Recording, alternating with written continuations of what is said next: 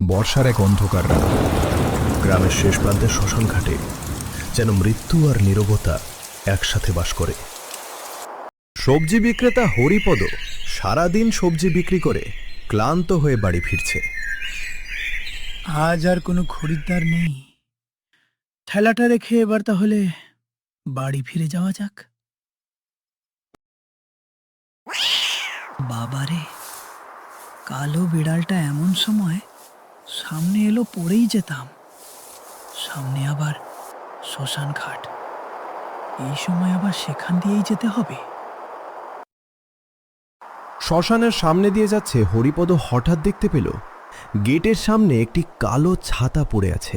এত রাতে এখানে ছাতা পড়ে আছে, কার হতে পারে? হরিপদ মনে মনে ভাবছে, ভালোই হয়েছে, বৃষ্টি আসলে ছাতাটা কাজে লাগবে। হরিপদ হাঁটছে। হঠাৎ করে তার হাত থেকে ছাতা নিজে থেকেই খুলে যায় এবং হাওয়ায় ভাসতে থাকে। এটা এটা নিজে নিজে খুললো কিভাবে? চারদিকে কেউ নেই। হঠাৎ পিছন থেকে একটা কণ্ঠস্বর ভেসে আসলো, হরিপদ, আমার ছাতাটা ফিরিয়ে দাও। কে কে ওখানে? আকাশে বিদ্যুৎ চমকাচ্ছে। হরিপদ দেখতে পেল সাদা কাপড় পরা একটা বৃদ্ধ এবায়ক মাটি থেকে হাওয়ায় ভাসছে।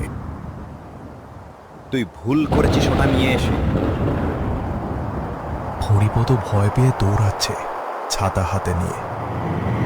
বাঁচাও, কে আছো? বাঁচাও! হরিপদ শ্মশানে ফিরে এসে ছাতাটা ঠিক জায়গায় রেখে দিল। দাদা ঠাকুর, এই নিন আপনার ছাতা। বৃদ্ধ হালকা হাসেন আর ধীরে ধীরে কুয়াশার মধ্যে মিলিয়ে যান। হরিপদ, ভালো থেকো। আমাকে মুক্তি দেওয়ার জন্য তোমাকে অনেক ধন্যবাদ।